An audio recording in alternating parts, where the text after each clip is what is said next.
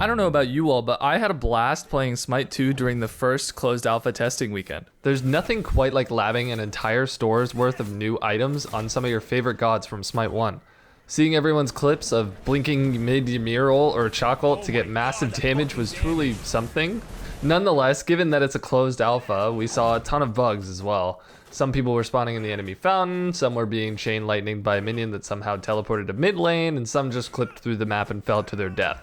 But those aren't the bugs that I want to talk about today. While everyone's focus is on Smite 2, Smite 1 is still Hi-Rez's main breadwinner, and it has its own fair share of bugs that they either should, can't, or won't fix, as well as general inconsistencies that they never really address. As we move from one generation of Smite to the next, I want to bring to light some of the things that have been plaguing Smite 1 for quite some time, in hopes that Titanforge will address them either in Smite 1 now, or before those things make it into Smite 2. This is my wish list, so to speak. Smite 1 is currently in what I would consider a casual only mode, operating under the promises of a successful Smite 2, meaning there isn't a real incentive right now to fix game altering but not game breaking bugs, since there's no Pro League. Regardless, there's still issues that should be addressed before they would make it into Smite 2. These can be divided into a couple categories, those that should be fixed and those that can't or won't be fixed. You all should know that even though I will talk about a bunch of bugs, I did omit some of the ones that I deemed less important or less noticeable to save time. I'll talk about why Titanforge can't or won't fix some issues like animation desync or ghost hits later on, but for now let's focus on the quote-unquote should fixes. The first one is a bug where Janus ult can create a super portal which teleports you much farther than intended. It's very easy to find where these can be spawned on the map. Just walk around with your portal targeter up on the walls, and when you see a spot where the portals don't line up front to back, just fire your ult in that exact spot. If the next closest wall in that line is close enough to spawn another portal, you will teleport way further than expected. I've personally had this happen to me in a ranked match, and so is Incon. Lead by this. All the way through. Yeah. What the hell? Hey, where'd you go? While SPL isn't around anymore as of making this video, if this were to happen in an SPL match and a team were to gain a large upper hand because of it, or if a player was able to abuse this to their advantage, that could cause some controversy which Titanforge definitely wouldn't want. The next one is more of a frustration than a bug. Daji cannot cast her ultimate when standing directly against a wall. If she moves even a fraction of an inch away from it though, it's fine. I'm assuming the reasoning here is because she needs to be able to have room for players that she pulls to get pulled in. But her not being able to cast when against a wall is not intuitive to the player. It's such a pain to micromanage and remember while you're playing to stay away from walls. So why can't the game just push her away from the wall just slightly so that she can cast it? And I mean that technology kind of already exists if you look at Fafnir transformation. When he transforms adjacent to a wall, he's pushed away to make room for his larger hitbox. Can we not do something like that for Daji's Powwow? I'm curious how they would handle this in Smite 2 as well. Like, does UE5 have ways to handle this, or will we be forced to take a step back from the wall to ult like we have to in Smite 1? Okay, so this one hurts me so deeply because I have a Master's Border Ganesha in Ranked Conquest and he's one of the top 5 gods that I have the most worshipers with. There's been a bug for years, ever since his release, where sometimes Ganesha's dash just won't knock up his target. People have speculated that this is due to DR, diminishing returns, but I promise you that it is not. And professional Smite players would and do agree that it is not DR related. It honestly seems server latency related at this point, considering there doesn't seem to be any logical consistency to when it occurs. The amount of times I've been screwed over by this bug is actually unreal. It happens so frequently, I'm genuinely shocked that it hasn't been fixed yet or even addressed, especially since he's been quite prominent in the meta the last couple seasons. While I'm sure the pros or someone surely has reported this already, I recently reported it again to a dev with video evidence. We'll see if they can figure out the issue, I guess. I just hope they figure it out before Smite 2 because I love playing as the elephant and I want to feel confident that when I use my escape aggressively, it's going to behave as it's supposed to. This next one bothers me a lot because I reported it in August of 2022, someone else reported it in June of last year, and it's still around. It's a really, really nasty bug, so I'm surprised it hasn't garnered more attention. If Fafnir is in his dragon form and leaps into a Yemoja hoop, he locks up and he can't basic attack or use any abilities for like 10 full seconds. I'm guessing they missed the reports for this one. I don't really have much else to say other than, please, can we fix this bug? Like, it's kind of niche, but someone could actively try to abuse this in this matchup. Since his release, Maui has had quite a few nasty bugs, and there's still some left. The most common one that I run into, though, is his leap somehow dealing no damage or CC upon landing. Like, you go into the air and everything, but when you land, it's like you miss the ability. I think it has something to do with the timing in which you refire it. Like, if you refire it too fast or just at the right time, this bug can occur. Maui is meant to be played as an aggressive pressure support, so to have your leap sometimes just not deal damage or CC when you leap in place not only expends your escape ability, it also puts you in a bad spot positioning wise afterwards.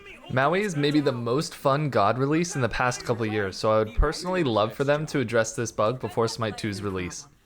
Another frustrating god-specific bug is with Cliodhna. When she takes damage from being in a wall, the game understands that to be her dealing damage to herself. And since she is technically dealing damage to another player, herself that is, towers will aggro onto her as she comes out of the wall. This can catch players off guard if they aren't thinking about it and if they are trying to tower dive from a wall. While I think changing this would be a pretty big buff, it doesn't make sense to keep it the way that it is. Like, it's not the expected behavior a player would have for tanking tower aggro. Just a minor annoyance that I hope they can figure out in Smite 2 at least. This one is so easy to replicate and it ruins the immersion for the character. Basically, if you use Surtr's second ability and hold the basic attack fire button during the animation and afterwards, he fires one basic attack, then resets his attack chain and plays the same basic attack animation again. It looks awfully jarring and it doesn't flow well, but it's been like this since his release. It's bugs like these that linger forever and ever which are really obvious that bother me the most. Same with the Ganesha bug. Like, sometimes I wonder how much do they play the gods that they created after they released them. This one feels like it can't be that hard to fix, so I would like to have them fix it for Smite 1 just to make the god feel a little bit smoother. I've noticed that there's some times where slow immunity on an ability doesn't actually mean that you're slow immune. Take Lancelot's horse for example. The description says slow immune, but if you hop on your horse while in a persistent AoE slow field, like on her shifting sands, you are still slowed. There's other abilities that are affected by this too, including Donzavuro's 3, Tanuki Trickery. I wouldn't be surprised if there's more examples of this than just those that I mentioned, but these are the only two that I could find in my short time researching. The Donzaburo bug is actually already on their Trello board, but the Lancelot one does seem to be missing from it, so I did submit a bug report for it. Regardless, it would be nice if they could take a look at these kinds of interactions and make them act right. Definitely don't want bugs like this in Smite 2. A big frustration point for me is how the icons on the minimap don't scale with your resolution. Have you ever played Smite in 4K? If you did, you would notice that the god icons that move around the minimap are extremely tiny. And I think at lower resolutions, they're instead way larger and can cover a lot of the map. I play on a 1440p ultra-wide monitor, so I unfortunately have to deal with this bug every day. Sometimes I feel like I miss ganks or I just lack map awareness simply because it's harder for me to notice things on the map out of the corner of my eye. I'm unsure on how Smite 2 plans to handle this, but I would imagine it would be an easier fix than to fix it in Smite 1. But god, I wish they would fix it in Smite 1. It would drastically improve my player experience overnight. I'm gonna pivot now away from bugs and focus more on inconsistencies that I've noticed in my time playing Smite. We'll start with this one. I think there was a moment in time where Titanforge went and revisited some abilities that had line targeters into circular AoE explosions to make sure that they highlight enemies within the range of the circle AoE. Well, it seems like they missed a few because Cernanos, Sol, and a few other gods do not have that feature on their ability. This is such an easy win, and the quality of life improvement for these characters would be so nice. I would love to see a pass through of these abilities to add this quality of life change before Smite 2 is released. I think it would make the Smite 1 community very happy, and I would think it wouldn't take too much effort to fix either. This is probably the one thing that infuriates me the most about Smite. The sound cues for each skin's ultimate ability can be entirely different. There are so many gods in this game where you need to have the lightning fast reaction time to relic whenever they ult you. This includes gods like Ra, Thoth, Neja, and more. But gods like Neja have skins with quieter ultimate ability sound effects, like the Galaxy Neja skin. That skin is actually broken. You cannot hear him ult at all. I wish they would kind of take from Overwatch or Paladins even, and keep the ultimate sound effects the same across all skins in both Smite 1 and Smite 2. At least for the gods that you will need it. There's some pretty criminally inconsistent targeters in Smite 1. Some of them will blatantly be the wrong size or length, like Agni's second ability, or some of them will be concentric circle targeters like Erlang Pin or Atlas Gravity Surge that hit when you're barely touching the outside of the inner circle, but also sometimes only work if you're entirely within it. I've also noticed that sometimes abilities with both damage and CC elements to it have damage and CC'd hitboxes that do not match, like on Hercules Earthbreaker, which is another problem worth mentioning, but less prominent. Regardless, I would love to see if they could go back and adjust the size of these abilities or targeters to make it consistent as to how much of your player model actually has to be within them for them to hit. It would make the game feel just much better, crisper, and cleaner, which is ultimately all we want for Smite 1 and Smite 2. This is the last thing I think they should fix before I move on to the can'ts and won'ts. One of the smaller issues I've seen is some of the descriptions are wrong about ability ranges. It's a minor detail, but in Smite 1, abilities like Nuwa Shining Metal have range values in the description that are incorrect. Obviously an easy fix, but just thought it was worth noting if they wanted to have a clean Smite 2. This kind of stuff is easy to fix and to find, and it can make your game just seem so much more polished, so I hope they keep this in mind. Alright, it's time to talk about basic attack desync.